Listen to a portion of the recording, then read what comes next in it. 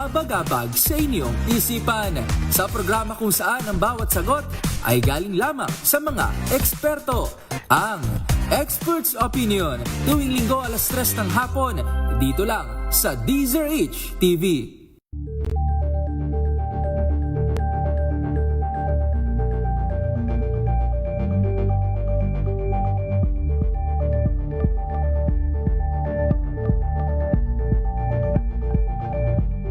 Alamin ang mga maiinit na isyung pambayan, mga balitang kailangan mong malaman, usapin sa pamahalaan, politika, ekonomiya at kabuhayan. Ito ang mga dapat mong malaman, pakialaman at pag-uusapan dahil kayo ang tinig ng mamamayan dito sa Damdaming Bayan. Live sa DZRH Radio, DZRH TV at DZRH Digital. Kasama sina Lakay, Deo Macalma at Elaine Apit. Araw-araw, Lunes hanggang Biyernes. Damdaming Bayan.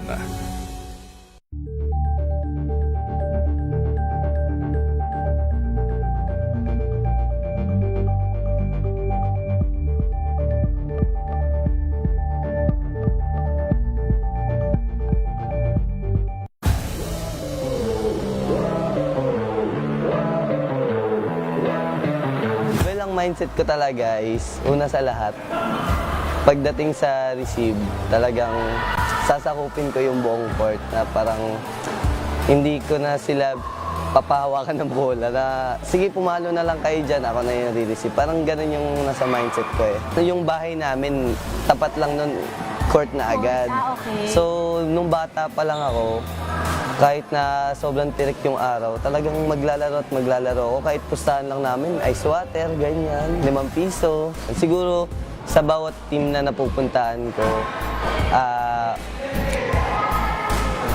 sabay-sabay ko na silang, parang, kumbaga, meron akong mga bagay na pwede kong gawin. Pwede kong pag-switchin yung mga tinuturo sa akin sa national team, sa FEU, sa Signal, sa AEP, mga ganun. Hi, I'm Vince Lorenzo from AEP Cubstars. Panoorin ang aking exclusive interview sa DZRH TV Matchpoint. Mabuhay ang atletang Pilipino!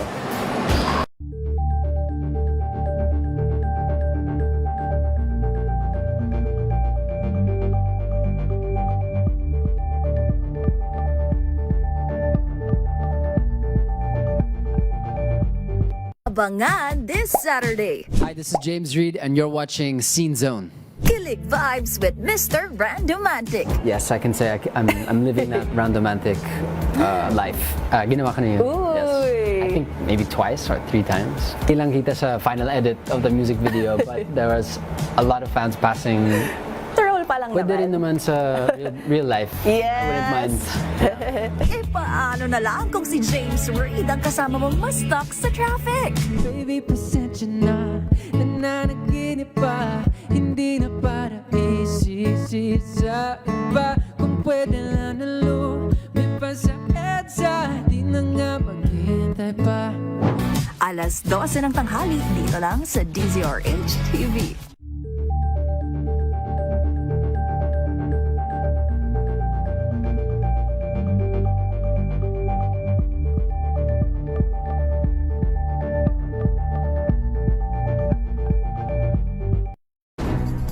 Good vibes ang hanap mo? Dito ka na sa sigurado! Mula sa mga istoryang nagbibigay ng inspirasyon hanggang sa mga kwentong may dalang solusyon. Mga balitang pampagaan ang pakiramdam at pampaganda ng araw.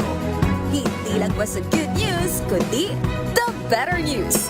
Mula Lunes hanggang Biyernes, 1:00 ng tanghali sa DZRH TV.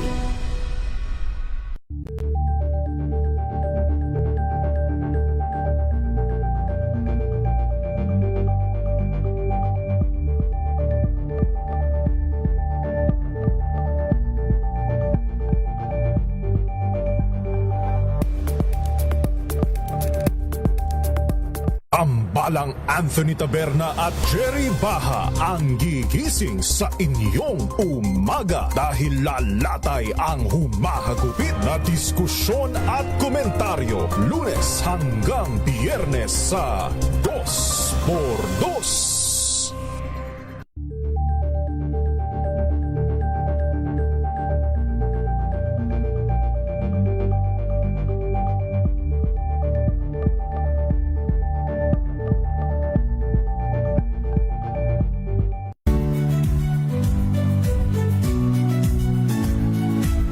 Magandang araw mga kaibigan.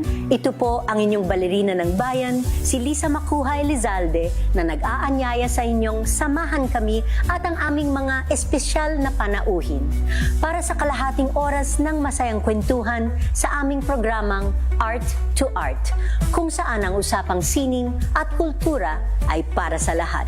Huwag kaliligtaan, tuwing linggo, alas 3:30 ng hapon, dito lamang sa DZRH Radio, DZRH TV, at via online streaming.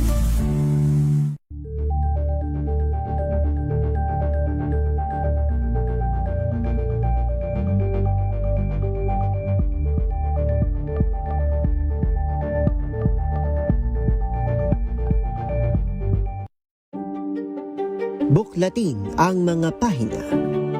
Pakinggan ang boses ng lipunan. Tunghayan ang mga issue mula sa ibang katayuan. Nakakalungkot kasi deserve ba namin ng ganito? Na hindi nila alam kung ano talaga yung kanilang mga karapatan. Yung gobyerno, tinulungan nila yung kanilang magsasaka. Pinapatahimik tayong lahat using various laws. Through education, kayang-kaya nating baguhin yung ganitong klaseng pag-iisip. Isang kwento, iba't ibang anggulo. Dito, sa Point of View.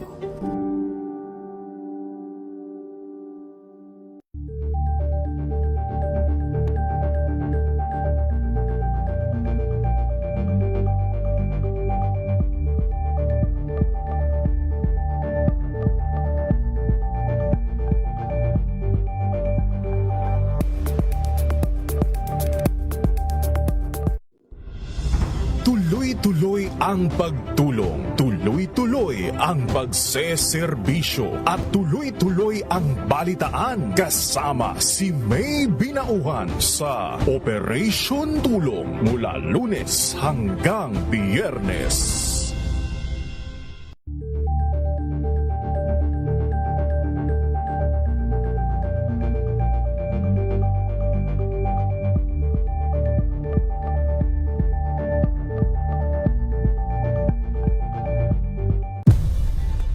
Nagsimula sa pangarap hanggang sa maabot ang tagumpay. Iba't ibang kwento, iba't ibang mukha ng atletang Pilipino. Mas pinatindi, mas pinalakas, at mas pinaaksyon sa Match Point tuwing Sabado, 12:30 ng tanghali sa DZRH TV.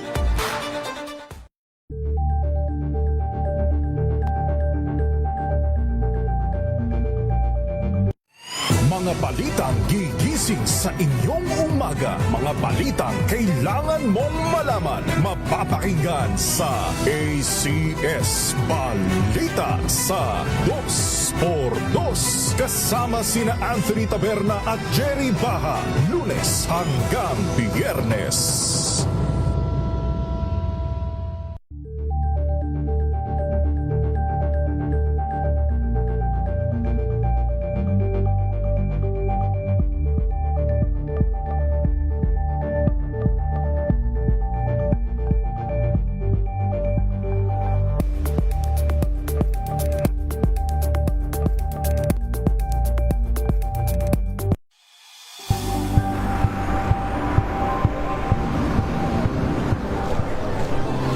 Ating mga eksperto dito lang sa Expert Opinion. Ito ang The Better News. TNVS, trending and isang kwento, iba't ibang anggulo. Dito, sa Point of View. Bawat pananagutan ating tatalakayin dito sa Hoy, Bawal Yan. Pilipino, dito lang sa DZRH, Match Point, Entertainment and Lifestyle. Ito ang NBC TV Network News. Una sa Pilipinas, una sa Pilipino.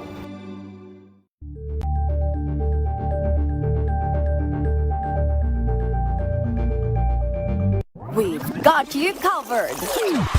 From the hottest hits, exclusive interviews, kilig to the bones fan meet experience, and hataw performances of your favorite stars. Saturdays, 12 noon, dito lang sa DZRH TV.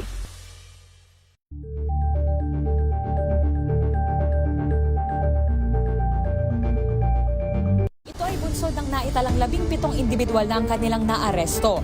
Metro Manila Development Authority o MMDA ang No Contact Apprehension Policy o NCAP sa Metro Manila. Sa ang ilang mga dokumento ay peke.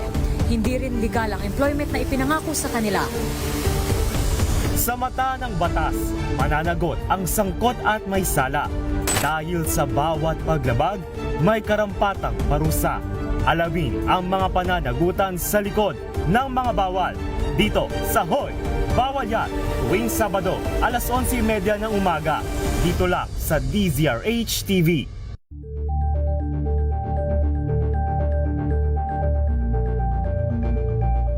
Curious ka ba sa maraming bagay?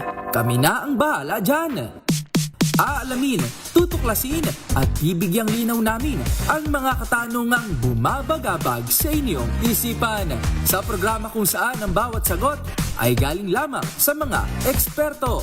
Ang Experts Opinion, tuwing linggo alas 3 ng hapon, dito lang sa DZRH TV.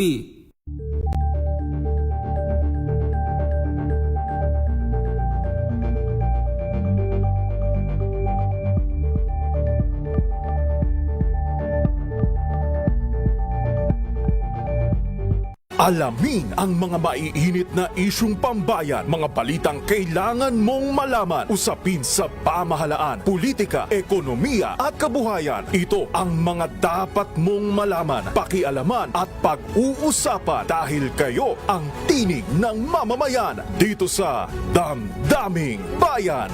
Live sa DZRH Radio, DZRH TV at DZRH Digital. Kasama sina Lakay, Deo Macalma at Elaine Apit. Araw-araw, Lunes hanggang Biyernes. Damdaming Bayan. Number 1 na naman ang inyong DZRH sa latest survey ng Kantar Media na inilabas nitong January 2026. Hindi lang sa Metro Manila, kundi pati rin sa Mega Manila. Patunay na DZRH lang ang inyong tunay at totoong pinagkakatiwalaan. Taos-puso po kaming nagpapasalamat sa inyong patuloy na pagtitiwala dahil ang DZRH una sa Pilipinas, una sa Pilipino. Saan ka man sa mundo, tayo Pilipino. Tinesting, sinuri, siniyasan. Ang resulta, super effective ang Shield sa pagpatay ng bakterya at virus. Shield Antibacterial Soap. Believe ang mga eksperto sa Philippine Nurses Association. At si Mami, tiwala ako sa Shield. Shield Antibacterial Soap. Napatunayang mabisa. Ang mga nurse, tiwala. ACS. Tanggaling-galing mo. Smart dishwashing paste ko. Pritong ulam na masebo, plano ng kaldero. Tanggaling for everyday. Ganyan pag smart ang dishwashing paste. May double tanggaling formula. Tanggal ang sebo, tanggal ang bakterya. Bahid para walang bahid, linis fantastic sa metal at plastic. Number 1 ko to. Tanggaling-galing mo, smart dishwashing paste. ACS. MX3, dito ko believe.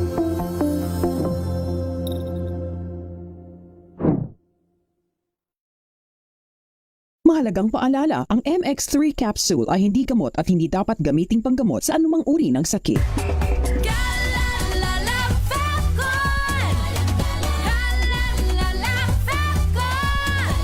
Ang bango ng sampayan, tara na magsayawan. Kalafabton, amoy nakaka-joyful. Sa lahat ng bagay, simula pa lang, siguraduhing max protection na. Kasi pag kulang ang proteksyon, baka madaling masira. Sa ngipin, dapat may max protection din. Max sa halaga ng unique toothpaste. With Max Protect Formula, help stop cavities before they start, while keeping breath fresh. Try unique maximum fluoride protection. Para max alaga, max protektado. ACS.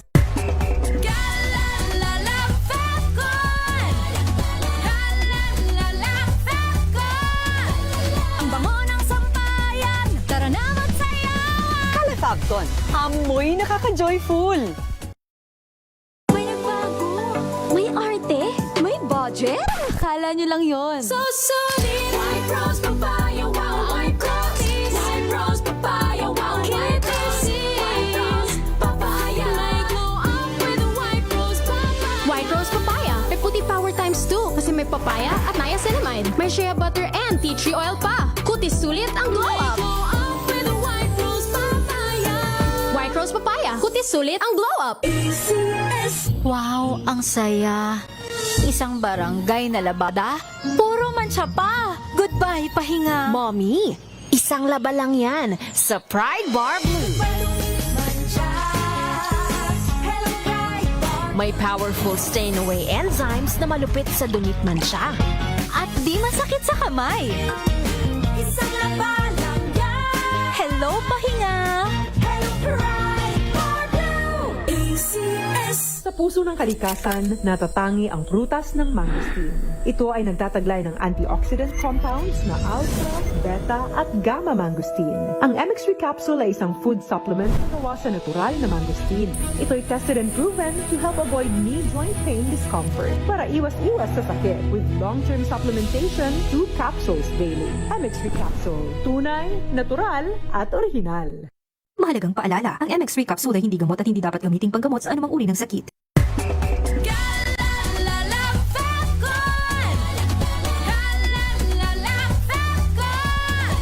Ang bango ng sampayan, tara na magsayawan! Calefabcon, amoy nakaka-joyful!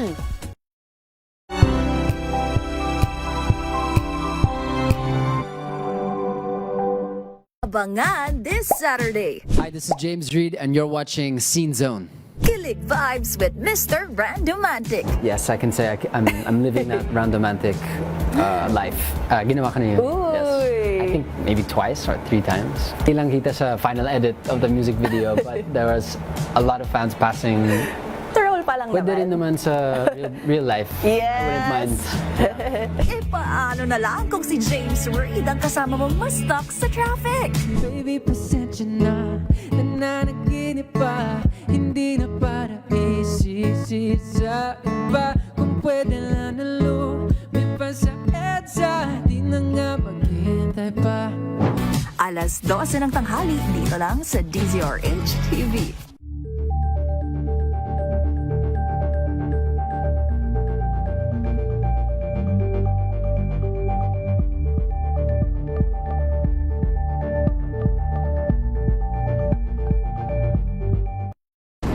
Kung good vibes ang hanap mo, dito ka na sa sigurado.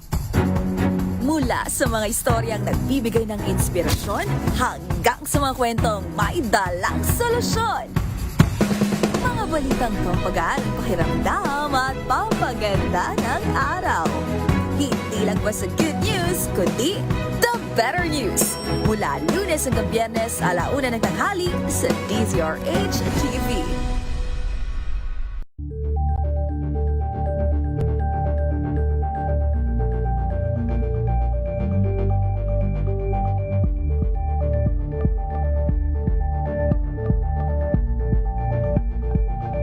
Tambalang Anthony Taberna at Jerry Baha ang gigising sa inyong umaga dahil lalatay ang humahagupit na diskusyon at komentaryo Lunes hanggang Biyernes sa 2x2.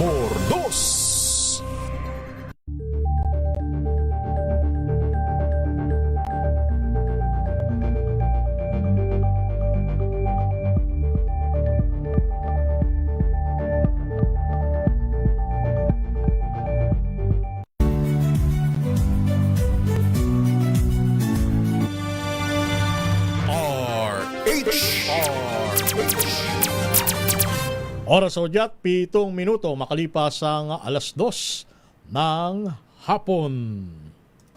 Walang patid na balita, walang tigil na impormasyon at tuloy-tuloy na reports kasama ang buong puwersa ng DZRH sa buong Pilipinas. Mula Luzon, Visayas at Mindanao, lahat ng malalaking balita, maiinit at viral. Hagip ng pinakamalawak na newscast sa buong Pilipinas.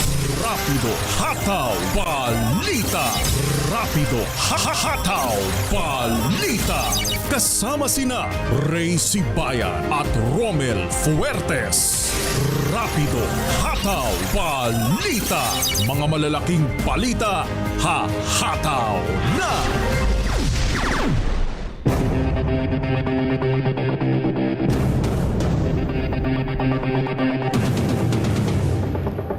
Araw po tayo ng Biyernes, ika-24 sa buwan ng Abril. Magandang hapon Luzon, Visayas at Mindanao. Welcome sa inyong programa ang Rapido Hataw Balita. Sa ngalan nila kay Ray Sibayan, ito ang inyong lingkod, si Romel Fuertes. At narito ang ating headlines. Malacanang ginit na nasa custody ng Czech Republic si Zaldico. Dating Congressman Zaldico hindi na-aresto sa Czech Republic. Kalayaan lang ang nalimitahan ayon sa DOJ.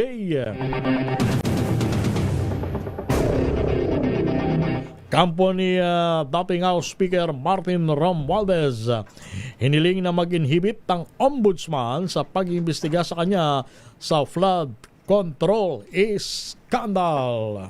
Samantala naman, Pangulong Ferdinand Marcos Jr. biyaheng Japan sa buwan ng Mayo.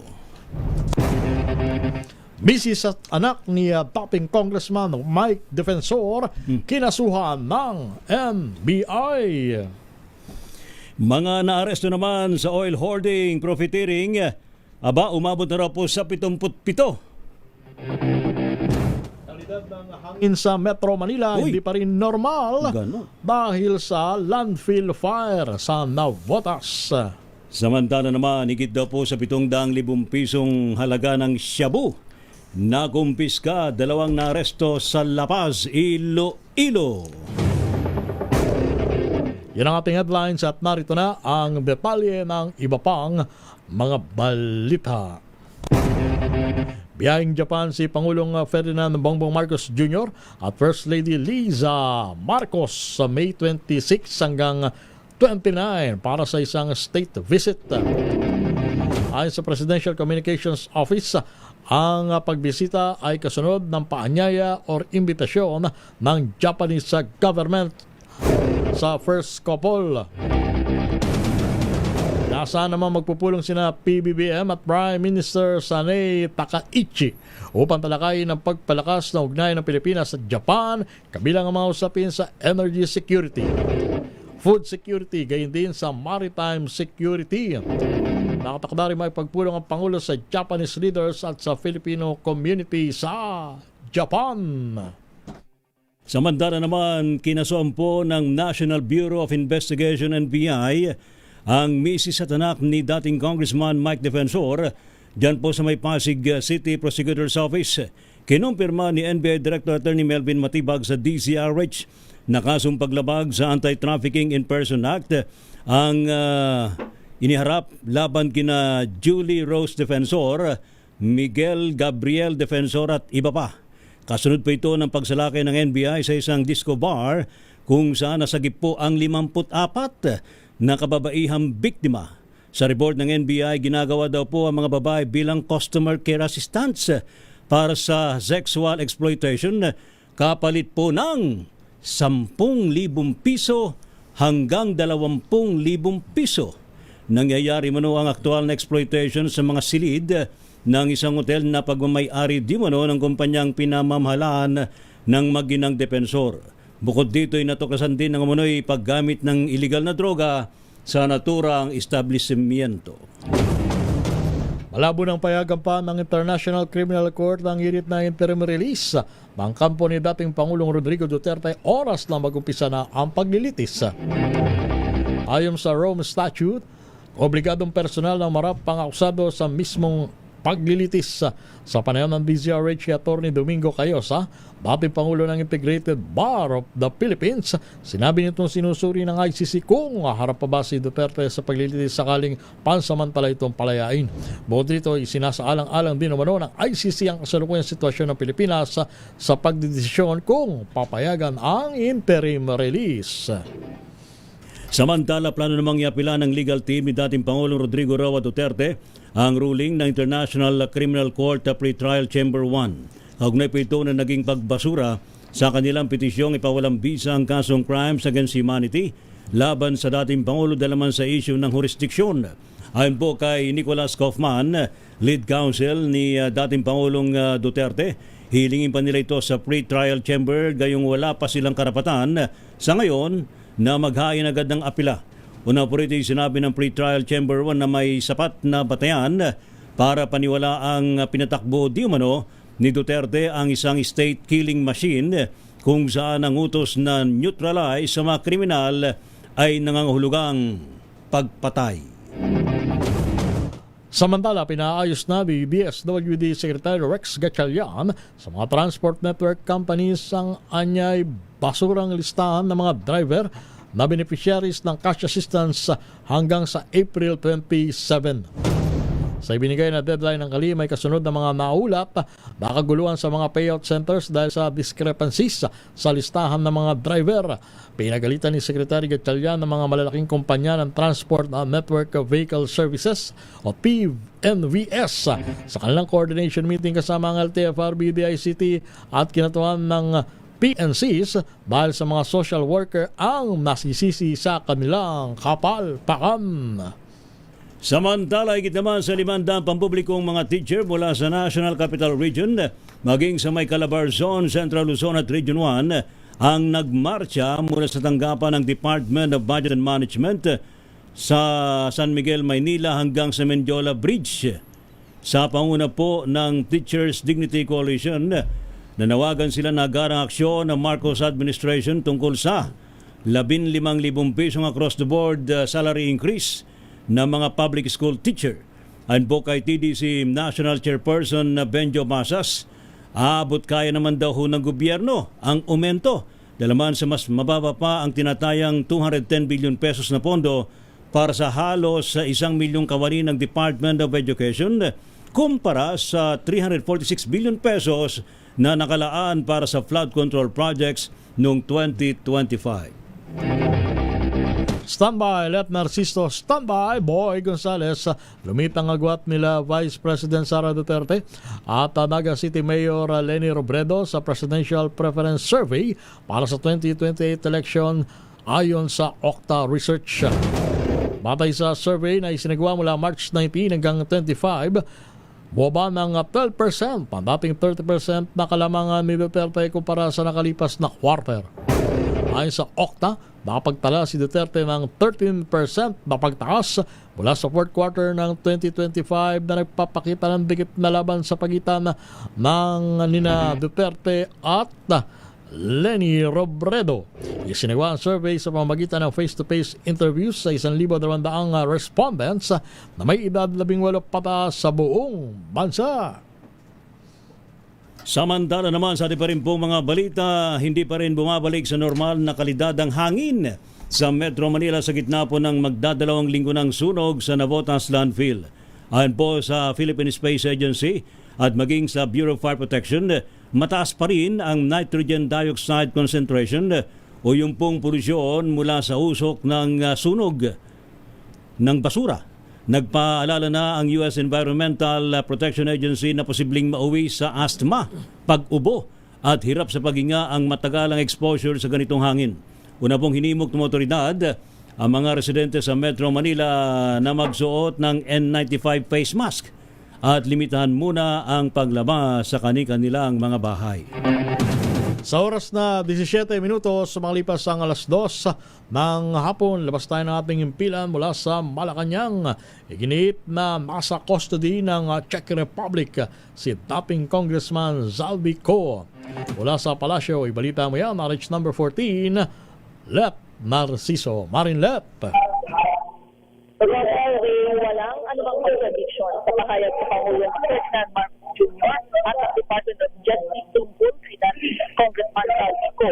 Ay kay Palace of Nuclear Castro, malinaw ang sinabi ng Pangulo na nasa kustodiya ng Czech Republic ito dahil kailangan sa proper documentation. Iginit si Castro na na-police ito dahil sa immigration concerns. Ay sa Palace Officer, nilinaw na rin ni DOJ spokesperson Attorney Polo Martinez na rin ang dati sa resulta. Katulad niya ito ng pagpabawal ng immigration na makapasok ang isang tao sa kanilang bansa. Samantala, dumating na si Pangulong Marcos nalawigan ng Batangas para sa at distribusyon ng libreng bigas at iba pang mga programa sa ilalim sa Batangas, bawat bayan makikinabang. Senator dito para sa DCRH mula sa Pilipinas, mula sa Pilipino. Samantala naman, sa ating pa rin po mga balita, Zalby Co hindi daw po arestado sa Czech Republic, kalayaan lamang ang nilimitahan. Ayon po yan sa DOJ. Report mula kay Boy Gonzales. Boy. Lakay Ray, nilinaw ng Department of Justice na hindi teknikal na may tuturing na inaresto sa Czech Republic si dating Congressman Zalby Co. Ayon kay DOJ spokesperson Attorney Polo Martinez, restrained liberty ang tamang paglalarawan sa kalagayan nito o may umiiral na paghigpit sa kanyang kalayaan kahit hindi pa formal na arestado. Ipinaliwanag ni Martinez na may hambing ito sa isang pasaherong dumating sa paliparan ngunit hindi pinapapasok ng immigration authorities. Dagdag pa niya na malalaman pa ang karagdagang detalye kapag nakaugnayan na ni DOJ Secretary Frederick Vida ang Czech authorities. Nauna nang lumipad patungong Czech Republic si DOJ Secretary Frederick Vida kasama ang iba pang opisyal upang makipag-ugnayan para sa posibleng pagkapawi sa Pilipinas. Nico. Ito si Boy Gonzales para sa Rizura sa Pilipinas, una sa Pilipino. Kampo naman ni dating House Speaker Martin Romualdez, hiniling na mag-inhibit ang ombudsman sa pag-imbestiga sa kanya sa flood control controversy. Ibalita mo yan mula sa Kamara, RH number 12, Manang Milky Regunan. Manang Milky. Romel at Ray, naniniwala ang kampo ni dating House Speaker Martin Romualdez na na-prejudge na siya ng ombudsman at malabag na umano ang kanyang due process. Nakapaloob ito sa 4 na pahinang sulat kay Ombudsman Jesus Crispin Remulla na may petsyang April 22, 2026 mula sa mga abogado ni Romualdez sa Villarasa N. Angangco o mas kilala sa The Firm. Ayon sa mga abogado ni Romualdez, nabahiran na ang investigasyon dahil obvious umano ang pattern of prejudgment. Sabi ng The Firm, ang mga public statement ni Ombudsman Remulla at ng kanyang mga opisyal ay nagpapakita na tila nahatulan na nila ng plunder ang dating House Speaker kahit wala pa namang formal complaint at preliminary investigation. Anila, November 2025, nang ibulgar ni Remulla na pinag-aaralan na ng kanyang opisina ang kaso at posible umano ang plunder charges. April 2026, sa mga public declaration ng Ombudsman, seryosong kinukonsidera umano nila ang plunder case dahil sa conspiracy and multiple actions. Dito mga abogado ni Romualdez, hindi magiging patas ang investigasyon dahil tila naging maaga ang plano at pag-uusga ng prosecution. Dagdag pa naman ito base sa Supreme Court doctrine na tinatawag na appearance of impartiality, dapat daw mag-inhibit ang ombudsman at ibaubay na lamang ang investigasyon sa neutral independent body. Ako si Nilk Reguna nagulat para sa DCRH, una sa Pilipinas, una sa Pilipino. Thank you, salamat Milky. Samantala, mga minor de edad dapat daw ipagbawal sa paggamit ng social media. Ayon po yan sa isang senador. Report mula kay RH28, Lakay Raymond at Paz. Lakay Raymond. May panahon na upang kumilos ang pamahalaan at protektahan ng mga kabataan sa pinsalang dulot ng social media. Ito ang deklarasyon ni Senador Sherwin Gatchalian kasunod ng inihain nitong Senate Bill 2066 o ang Social Media Safety for Children Act. Layunin nito na protektahan ng mga kabataan sa masamang epekto ng social media sa kanilang physical, mental, moral at social well-being. Sabi ni Gatchalian, ang mga batang edad 16 pababa ay bawal dapat magkaroon ng account at access sa anumang social media platform. Maglagay dapat ang mga social media ng Age Identity Verification System. Ang mga social media platform providers ay obligadong matiyak ng design ay hindi napopromote ang sobrang paggamit nito at itakdang Department of Information Communications Technology o DICT na siyang magbantay sa mga platforms na hindi susunod. Sabi ni Gatchalian, ang panukalang ito ay susunod lang sa mga naunang ban na ipinatupad na sa Australia at Indonesia para sa mga edad 16 pababa. Ilan ng mga bansa ang sumunod gaya ng Denmark, France, Greece at Slovenia para sa mga 15 anyos pababa, habang 16 na taong kulang din sa Germany, Malaysia at Spain. Sa pag-aaral ng Philippine Statistics Authority o PSA, 66% ng mga batang edad 16 pababa ay nakababad sa social media ng halos 4 na oras kada araw, mas mataas pa kaysa sa mga mas matanda sa kanila. Ito si RH28 Raymond Advance para sa DZRH, una sa Pilipinas, una sa Pilipino. Bilang ng mga naaresto dahil sa oil hoarding, profiteering, umabot na sa 77. Balita mula sa Campo Crame, RH number 52, Edniel Parosa. Edniel! Halos 80 na, Lakay Ray at Romel, ang naaresto ng Philippine National Police sa iba't ibang krimen. May kinalaman sa mga produktong petrolyo. Mula nang i-anunsyo ni Pangulong Bongbong Marcos ang State of National Energy Emergency. Kabilang dito ang 9 na inaresto dahil sa hoarding, isa sa profiteering at 21 pa sa ibang kaso, kung saan mayorya ay dahil sa paihi o itong oil filterage, iligal sa pag-iimbak at pagsasalin ng mga produktong langis. Sabi sa Campo Crame ni PNP spokesperson, Police Brigadier General Randolph Tuanyo, 31 sa mga inaresto ay tinuluyang kasuhan ng otoridad. Pinakahuli sa mga insidente na itala ng PNP ay ang ito ngayong viral na gas and run incident sa Payatas, Quezon City, kung saan 2 na ang unang naaresto. Patuloy naman ang manhunt sa isa pang suspect na napag-alamang may dati na rin palang kinasangkot ng kaso kaugnay sa illegal drugs taong 2017 at frustrated murder taong 2020. Samantala, sa pinakahuling monitoring pa rin ay 287 na sa higit 14,000 gasolinahan sa buong Kapuluan ang nananatiling sarado dahil sa umano'y kakulangan o kawalan ng sapat na supply. Ako si Edniel Parrosa, nag-uulat para sa DZRH, una sa Pilipinas, una sa Pilipino. Thank you, Edniel. Samantala, Pilipinas, Argentina, pinalakas daw po ang kooperasyon sa energy sector sa gitna ng global oil crisis. Report mula kay RH15, Giselle Ricaport. Miss Giselle. Lakay pinagtulungan ng Department of Energy at ng Ambassador ng Argentina ang pagpapalakas ng energy sector sa gitna ng oil crisis sa pandaigdigan.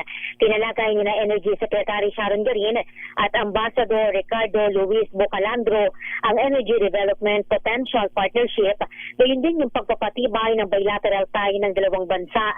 Isinusulong din ng mga ito yung international collaboration para masuportahan yung mas matatag at sustainable energy future ng Pilipinas.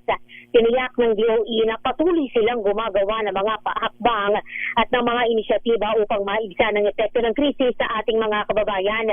Para naman mapahusay yung power generation sa mga off-grid area dito, nagpulong ang DOE officials at Agreco Energy Rental Solution para sa posibleng mga plano at solusyon. Nagkatuon yung talakayan sa posibleng development ng natural gas o natural gas engine at generator bilang alternatibo sa existing diesel power plant na ino-operate naman ng National Power Corporation doon sa Mimaropa Region. Ito si Giselle Ricaport para sa DZRH sa Pilipinas, una sa Pilipino. Giselle. Giselle.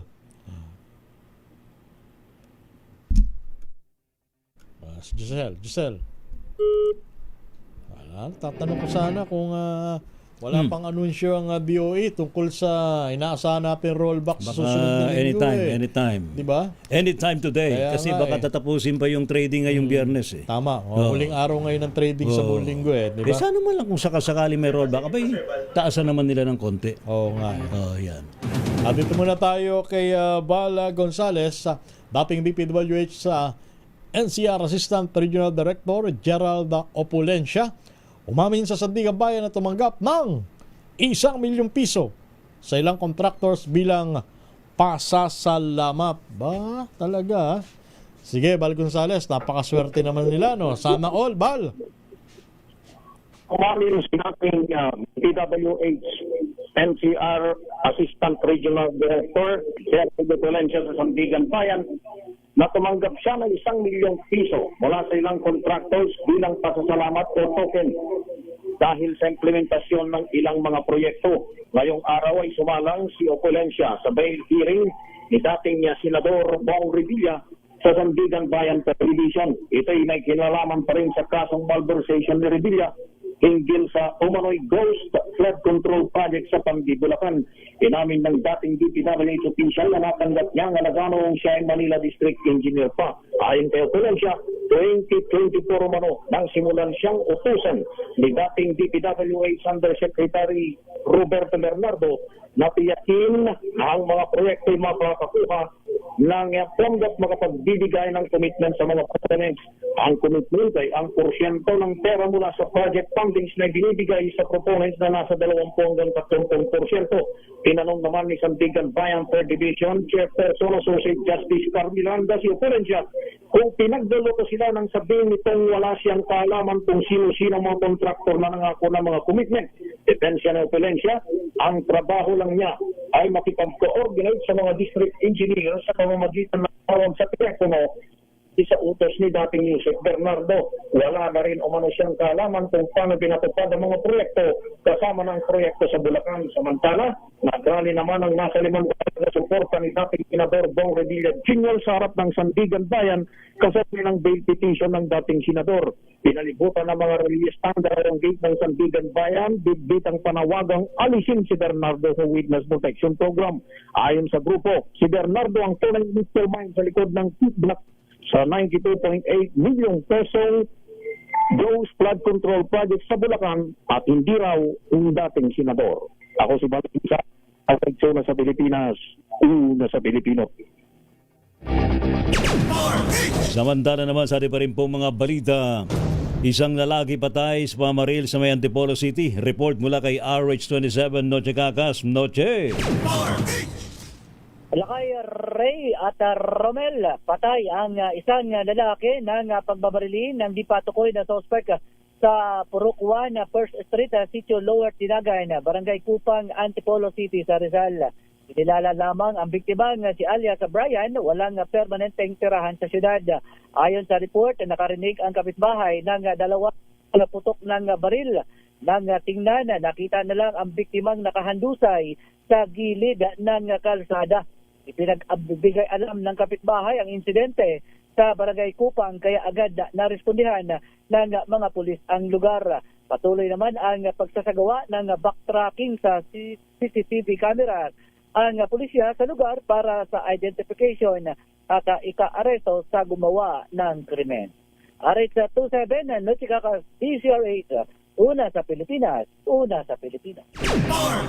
Caloocan LGU nagpatupad ng mas maigpit na ordinansa laban sa kontrabando sa loob ng Caloocan Jail. RH number 23, Edwin Duque. Edwin. Tama, Sir Ruben, nagpatupad na nito sa Caloocan ng mas maigpit na ordinansa laban sa kontrabando sa loob ng mga pilitan sa lungsod. Ipinasahan ng Sangguniang Panglungsod ang Ordinance Number 1175 2025 na kilala bilang Anti-Contraband in Caloocan Ordinance 825 upang ito manong palakasin ang seguridad sa loob ng Caloocan City at protektahan na rin ang mga person o PDL at mga kawani laban sa panganib na dulot ng mga kontrabando o mga ipinagbabawal na bagay sa loob ng pitan. Ay dito kay Consular Attorney Charles Info ang pangamahing mayakda ng ordinansya. niya sinusuportahan ng mga miyembro ng Sangguniang Panglungsod. Layo nitong magpatupad ng mas mahigpit na parusa laban sa mga sino mang mahuli magdadala ng mga o nagtatago o nagmamayari ng kontrabando sa lupastitan. Pinupuntan nito ang Bureau Management of PNP sa pagpapanatili ng kaayusan, disiplina at kaligtasan ng mga PDL at PDL personnel. Ang Rizon 3 ang Duque nagulat sa DCRH sa unang sa Pilipinas o sa Pilipinas. Thank you. Salamat, Edwin Duque.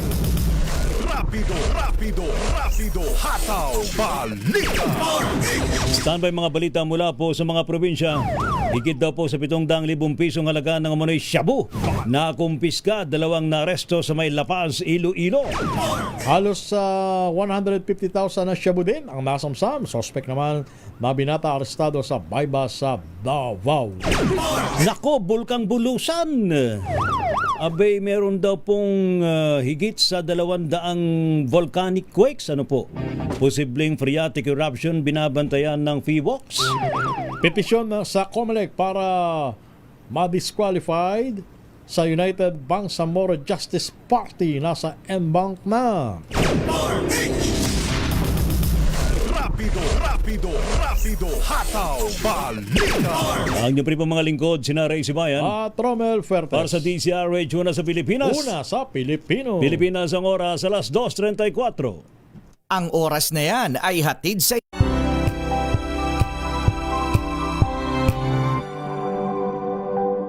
Hello, Washi! Laundry day na naman! Yay! Anong meron? Mancha ng chocolate, putik, may libag pa! Kaya natin yan! With Pride Washing Machine Detergent, may triple stain-away formula. Tanggal ang makapit, madikit, at malupit na dumit mancha. Kaya easy-easy ang labada. Mula noon hanggang ngayon! All you need is pride. All you need is pride. ACS.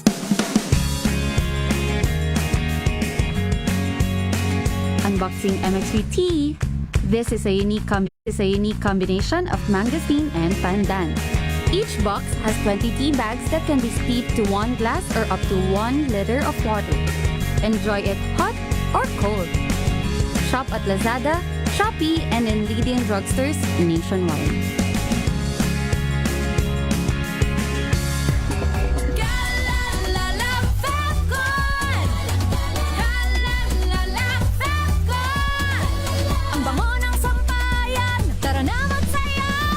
Fabcon, amoy nakaka-joyful.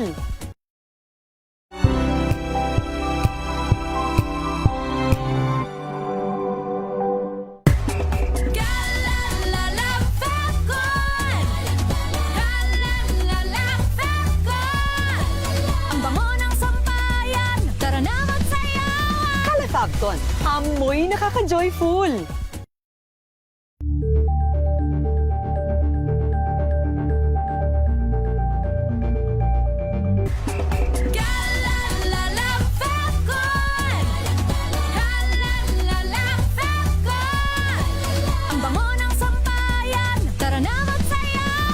Fabcon, amoy nakaka-joyful.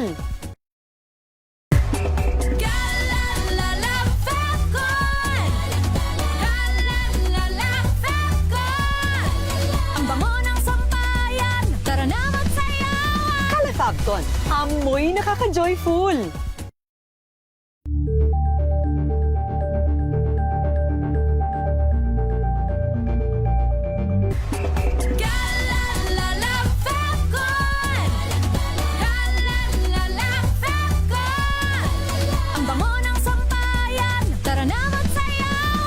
Fabcon, amoy nakaka-joyful.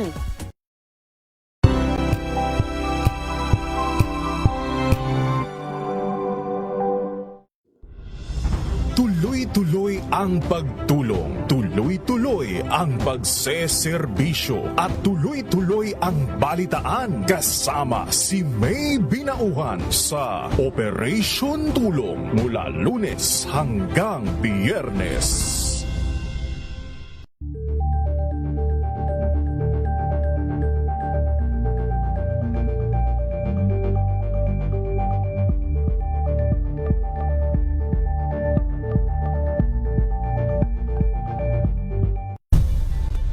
Nagsimula sa pangarap hanggang sa maabot ang tagumpay. Iba't ibang kwento, iba't ibang mukha ng atletang Pilipino. Mas pinatindi, mas pinalakas, at mas pinaaksyon sa Match Point tuwing Sabado, 12:30 ng tanghali sa DZRH TV.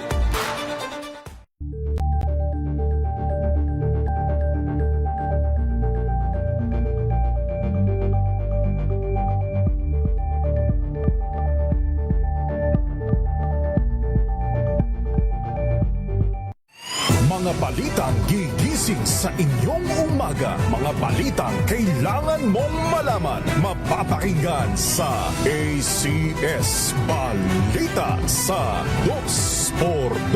Kasama sina Anthony Taberna at Jerry Baha. Lunes hanggang Biyernes.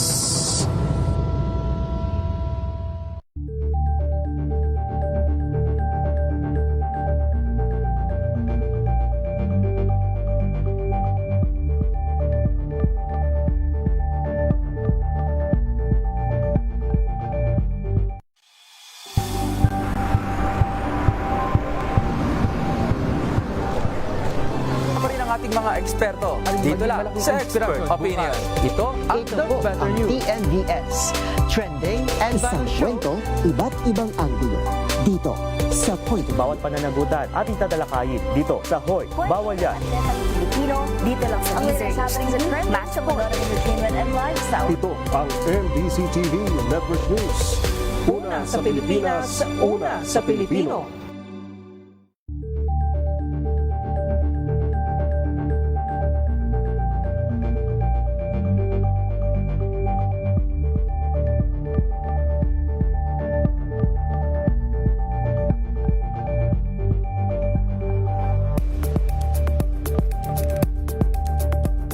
We've got you covered.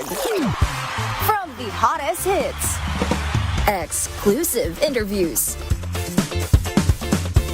kilig to the bones fan meet experience, and hataw performances of your favorite stars. Saturdays, 12 noon, dito lang sa DZRH TV.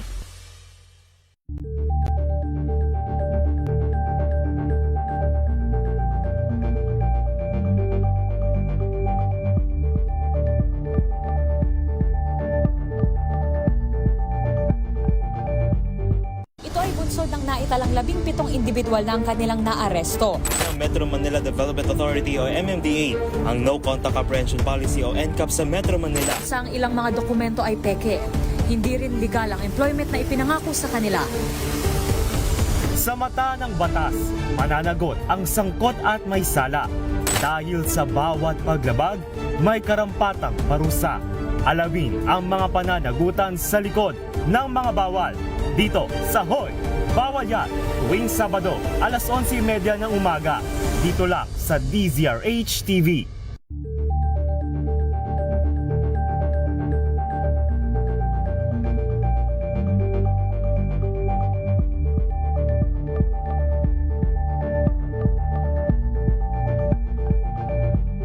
Curious ka ba sa maraming bagay? Kami na ang bahala dyan. Aalamin, tutuklasin at bibigyang linaw namin ang mga katanungang bumabagabag sa inyong isipan. Sa programa kung saan ang bawat sagot ay galing lamang sa mga eksperto. Ang Expert's Opinion, tuwing linggo alas 3 ng hapon, dito lang sa DZRH TV.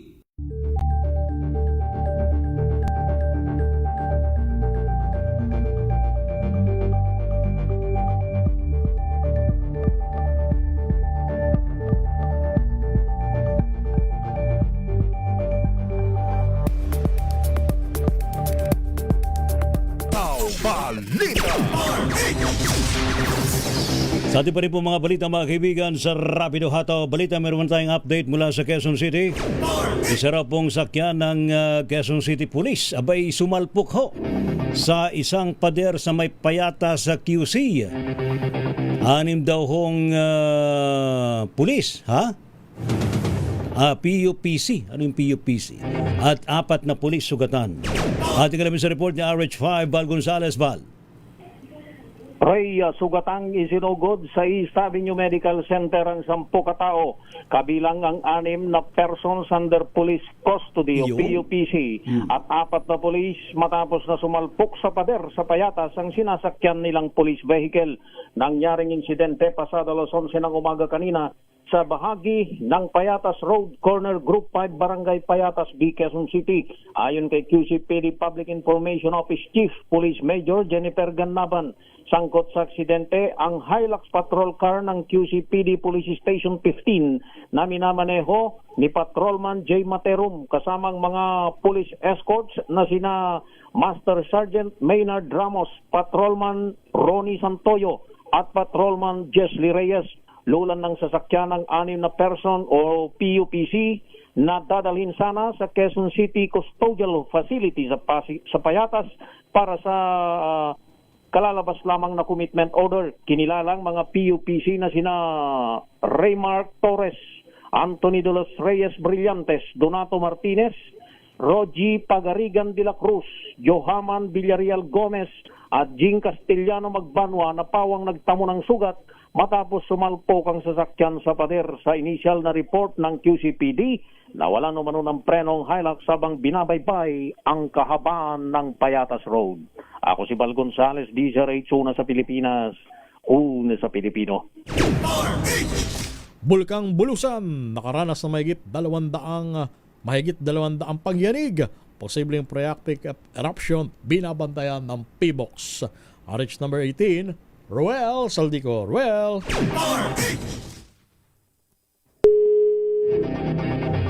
Manoy Ruel, standby. Manoy Ruel, babalikan ka namin. Promise, samantala naman. Dati pa rin po mga balita. Petisyon sa COMELEC para sa pag-disqualify sa United Bangsamoro Justice Party. Nasa NBank na raw po. Report mula kay June Dimakutak. June.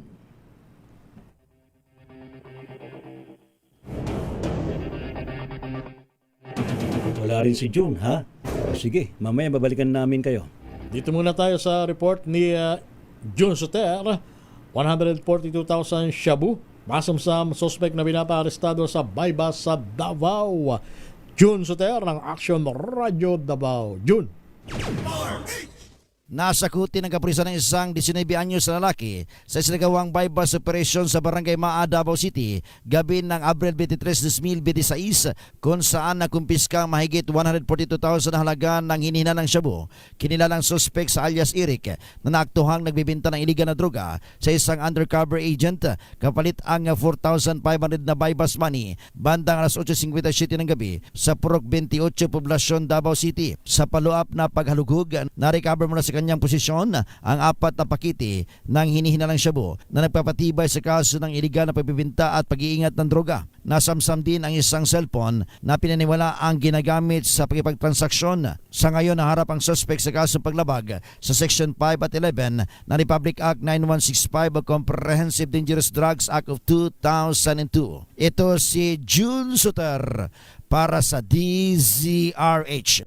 Una sa Pilipinas, una sa Pilipino. Thank you, June Suter. Ating balikan mga kaibigan na report mula kay Ruel Saldico, Bulkang Bulusan. Meron na raw pong naitalang higit sa 200 volcanic quakes. Posibleng phreatic eruption, binabantayan po ng PBOX. Report mula kay Ruel Saldico. Manay Ruel. Lakay Ray sa datos ng o kaya ito ay mahigit sa 200 volcanic earthquakes ang naitala sa Bulkang Bulusan na nakalipas na 24 oras. Base naman sa ulat ng PBOX nitong nakaraang araw. Sa datos naman ng ahensya, umabot sa 223 paghinig ang nabonito sa paligid sa bulkan bago ito naging 101 volcano tectonic o earthquakes naman na naobserbara na mula naman sa araw na hanggang sa hapon ng Miyerkules. Ayon naman sa PBOX, ang BT earthquakes ay indikasyon na ng pagbitak ng bato sa lalim ng bulkan. Maaari ng ilang may ugnay sa posibilidad na steam o drive-in o phreatic eruption. Inulat din na manatiling mahina hanggang sa katamtaman ang pagbuga ng gas na mula naman sa crater at mga tibong ito sa bulkan. Sa kasalukuyan, nasa alert level 1 naman ang Bulkang Bulusan habang patuloy naman ang ng mga eksperto. Goal. RH018 Gonzal. una sa Pilipinas, una sa Pilipino. Balikan din natin si June Dimacuta, petisyon sa COMELEC para sa pag-disqualify sa United Bangsamoro Justice Party. Nasa N-Bank na. Paring June Dimacuta sa detalye. Paring June. Yes, mga lakay, bigong makaparehistro ng kanilang manifestation of intent to participate sa BARM election ang UBJP, ang political party ng MILF. Ang petisyon ay isang sahabudin panambulan usop na naghain sa COMELEC laban sa UBJP ang siyang nakikitang dahilan kung bakit hinold ng COMELEC BARM na maka-avail ang UBJP ng kanilang manifestation of intent to participate sa nalalapit na first parliamentary BARM election sa September 14 ng taong kasalukuyan. Sa nilalaman ng petisyon kontra UBJP, nakasaad ang mga grounds ng di umano'y pagtanggap ng UBJP ng foreign contributions, paglabag sa COMELEC gun ban at umano'y koneksyon sa armadong grupo na lantaran umanong lumalabag sa Omnibus Election Code. Ilang personalidad naman ng BARM ang nagsasabing ang tangkang pag-disqualify sa UBJP ay banta sa umiiral na peace process at sa karapatan ng bawat isa na sumali sa namang halalan sa bansa. Salungat naman ito sa kasunduang pangkapayapaan sa pagitan ng GPH at ng MILF ayon pa. Sa pahayag naman mula kay MILF and UBJP President Alhaji Murad Ibrahim, sa mga hamong ito, ipagpapatuloy man nila ang struggle hindi sa umagitan ng armas, kundi sa demokratikong pamamaraan tulad ng halalan. At kaninang bago magtanghali, nakausap ko rin si COMELEC BARM Regional Director Attorney Ray Sumalipaw at nasa N-Bank na umano ang usapin for immediate action umano ito. Umaasa si Sumalipaw by next week, mayroon ng ibabang recommendations ang COMELEC N-Bank hinggil sa usapin. Sa kasalukuyan mga lakay, 10 na Bangsamoro political parties na ang nakarehistro sa COMELEC N-Bank o sa COMELEC BARM at dito ang denied at 5 ang kasalukuyang nakabinbin. Mula sa Central Mindanao, RH19, June Dimacuta, DZRH, una sa Pilipinas, una sa Pilipino. Thank you, June. Samantala naman, higit daw po sa 700,000 pisong halaga ng umano'y shabu. Nagumpiska, 2 naresto sa May La Paz, Iloilo. Report mula kay Jocelyn Mague. Jocelyn. Isang high-value individual at isang street-level individual ang natimbog sa drug buy-bust operation sa barangay Ingore, La Paz sa lungsod ng Iloilo. Mahigit 700,000 pesos na halaga ng suspected shabu ang nasamsam kina alias Pukong, 24 anyos at alias Bukas, 40 anyos. Kasama rin sa mga na-recover ang iba't ibang drug paraphernalia. Sinabi ni Police Brigadier General Josefino Ligan, Director ng Police Regional Office 6, walang tigil ang kampanya ng pulisya kontra iligal na droga. Ang matagumpay na operasyon anya, nagpapakita ng nagpapatuloy na commitment ng mga otoridad na mahuli ang lahat ng drogista sa Western Visayas. Mula sa Action Radio Iloilo, ito si Jocelyn Maque para sa DZRH. Una sa Pilipinas, una sa Pilipino. Samantala, mahigit 34,000 pisong halaga ng shabu. Nakumpiska 2 arestado sa Pangasinan. Freddy Fajardo sa detalye. Freddy. Timbog sa kinasang anti-drug buy-bust operation ng PNP ang 2 suspect na isang estate-level individual, 24 anyos at high-value individual drug suspect na 25 anyos na market guard na parehong mga binata. Batay sa ulat ni Chief of Police Lieutenant Colonel J.C. Balinang, nagsagawa ng operasyon ang kanyang mga tauhan sa Drug Enforcement Team alas 10 kagabi, isang nagkunyaring buyer. Gamit ang mark money, nakabili sa mga suspect ng 4 na plastic sachet na naglalaman na hinihinalang shabu na tumitimbang na 5 gramo at may street drug price na 34,000 pesos at agad silang inaresto. Kasalukuyang nasa custodial facility ng Urdaneta City Police Station ang mga akusado na naharap sa kaso ng paglabag sa Republic Act 9165 Comprehensive Dangerous Drug Act of 2002. Mula sa Action Radio Pangasinan, ito si Freddy Fajardo Aristarti Taguulat para sa DZRH, una sa Pilipinas, una sa Pilipino. Samantala naman, higit daw po sa 1.6 milyong pisong halaga ng illegal drugs. Winasak ng mga otoridad isang naresto sa operasyon dyan po sa may Benguet at Apayao. Report mula kay Romy Gonzales. Lakay Romy. Higit 1.6 na milyong pisong halaga ng illegal na drogang nakumpiska at isang drug personality ang naresto sa magkaiwalay na anti-drug operations sa mga otoridad sa lalawigan Apayao at Benguet.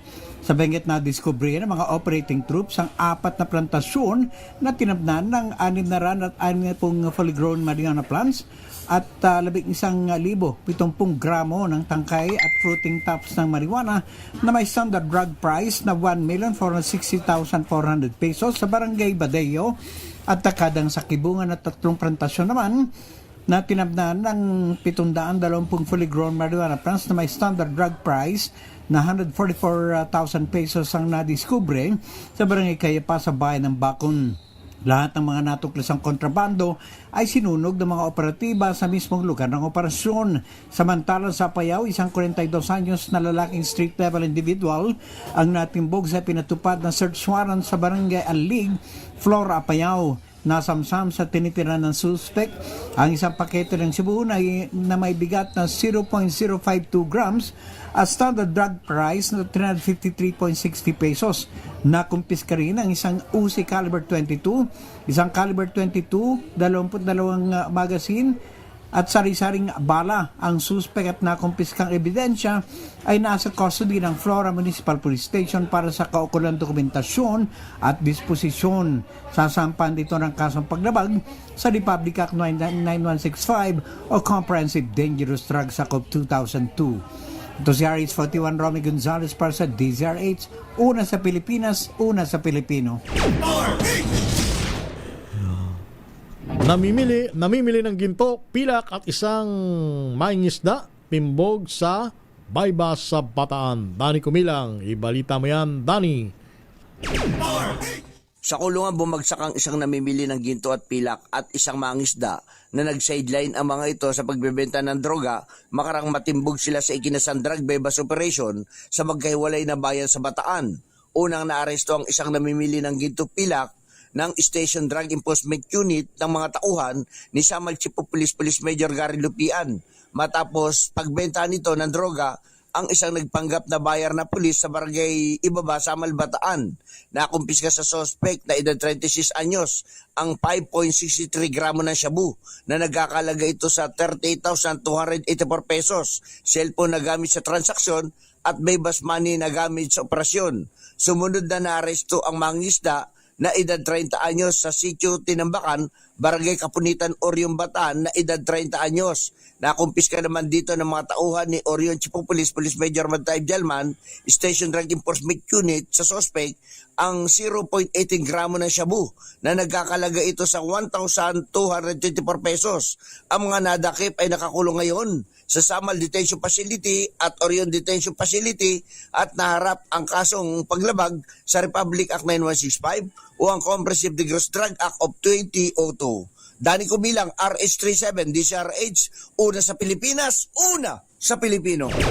Thank you, Dani Kumilang. Samantala, investigasyon sa natagpuang fetus sa Bangon River, inimbestigahan ng Santa Fe Leyte PNP. Report mula kay Jimmy Angay-Angay. Jimmy.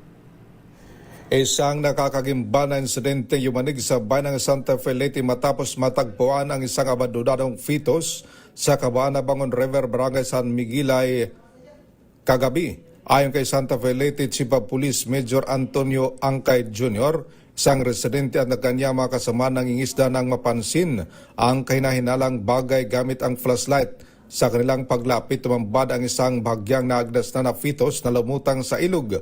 Agad nila itong inulat sa opisyal ng barangay na siya namang nagbigay alam sa Santa Fe Municipal Police Station. Mabilis na rumisponde mga otoridad at nakiugnayan sa MDRIMO para sa retrieval ng labi habang sinilalim naman ito sa pagsusuri ng isang doktor.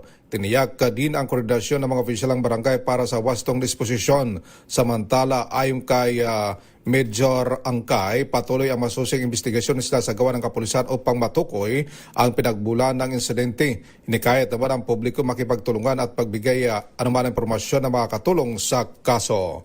Mula dito sa DYVL Action Radio Tacloban, ito si RH32 Jimmy Angay-Angay para sa DZRH, una sa Pilipinas, una sa Pilipino. Pagpapatupad ng 3-term school year, pinaghahandaan na ng DepEd Northern Samar. RH number 34, Jane Bantayan. Jane. Pinaghahanda na ng DepEd Northern Samar ang pagpapatupad ng 3-term school year 2026-2027 na magsisimula sa June 8. Ang revised structure ay prinisinta ng DepEd ni Sports Division Superintendent Dr. Gaudincio Alhebe sa Provincial School Board meeting. Ipinaliwanag ng opisyal ang mga pagbabago sa pagsisimula ng klase alinsunod naman sa Republic Act No. 1140. Nauna nang sinabi ng DepEd ng paglilipat sa 3-term system sa mga pampublikong paaralan ay naglalayong tugunan ang paulit-ulit na pagkaantala ng klase. Ang bawat termino ay mayroong isang opening period, instructional phase at end of term activities. Samantala, maliban sa bagong palisiya, tinalakay rin sa nasabing board meeting dito sa lalawigan ng Northern Samar ang kinakaharap ng mga isyo sa mga paaralan, ang bullying, child abuse at tinalakay ang mas aktibong child protection units sa bawat paaralan. Kaugnay nito ay inaasahan na magiging maayos pa rin ang pagbubukas ng klase sa pagbabago ng sistema ngayong pasukan. Mula sa Aksyon Radyo Katarman, RH34 Chain Galit Bantayan ng DZRH. Una sa Pilipinas, una sa Pilipino. Thank you. Salamat, Jane Bantayan. At ngayon, Metro Manila ngayon. sa ating Metro Manila ngayon, ni Kyle Bullias. Kyle, go! Lakay si Romel, magpapatuloy ang operasyon ng Q-City Bus sa May 1 sa Labor Day kahit na ito ay deklaradong regular holiday. Ayon sa lokal na pamahalaan ng Quezon City, tuloy-tuloy lamang ang kanilang libreng sakay at magkakaroon ito ng 1 oras na interval sa lahat ng ruta sa buong araw ng holiday. Kabilang dito ang rutang Quezon City Hall patungong Cubao, patungong Litex IBP Road, Welcome Rotonda patungong Aurora Katipunan, Quezon City Hall patungong General Luis, Mindanao Avenue via Visayas Avenue, Gilmore C5 Ortigas Avenue Extension at patungong Muñoz. Sa iba pang balita, abiso naman sa ating mga motorista, pansamantalang isasra ang ilang kalsada sa bahagi ng Pasay at Makati sa araw yan ng Linggo, April 26. Ito ay para bigyang daan ang isasagawang Quaker Fit Run 2026. Kabilang dito ang Makati Triangle, kahabaan ng Buendia Avenue mula Makati hanggang Rojas Boulevard at Rojas Boulevard southbound mula Quirino hanggang sa Pasay area. Isa sa mga nabanggit na kalsada simula 1:30 ng madaling araw at bubuksan muli sa mga motorista pagsapit ng 7:00 ng umaga. Samantala sa naman ng water interruption ng ilang bahagi ng barangay Pinagbuhatan sa Pasig City dahil yan sa gagawing maintenance activity ng Manila Water. Ayon sa abiso, mag-uumpisa ito mamayang 10:00 ng gabi at inaasahang tatagal lang hanggang 6 na oras. Yan ang latest sa Metro Manila ngayon. Ito si Kyle Bullias sa DZRH, una sa Pilipinas, una sa Pilipino. Thank you, Kyle Bullias sa iyong Metro Manila ngayon. Rapido, hataw, balita. Apo Els. Sandali lang. Sige, lakay. Ipindutin mo. Happy birthday sa Uy. ating kasama sa hanap buhay, si Dindo Amparo. Oy, Dindo, kumusta ka na, Idol? Idol Dindo Amparo, happy birthday. Ayan, happy birthday sa iyo. Ang pagbati mula kay Eric Dastas. Yan. At sa buong perso ng DZRH News Team. Ha? Ayan. Happy birthday, Dindo Amparo. Happy birthday, Dindo Idol Amparo. Ayan. And of course, mga kaibigan, magandang hapon kina Sir Els Bartolome, si Apo Nick Bartolome. Ayun. Yung number 2 man sa PNP. Ang number 2 man sa PNP, siyempre, si General Bernie Banak. Sir, magandang hapon. And of course, yung number 1, si General Jose Melencio Nartates Jr. Sir, magandang hapon po. Sa buong satatang lakas naman ng Pilipinas, sa Armed Forces of the Philippines, si General Romeo Browner Jr. Rapido, hataw, balita. Thank you, Ms. Elaine Napit. Maraming salamat sa DZRH News Team. Ano po mga lingkod, sina Ray Sibayan at Romel Fuertes. Para sa DZRH, una sa Pilipinas. Una sa Pilipino. Pilipinas ang oras, 3:01. RH!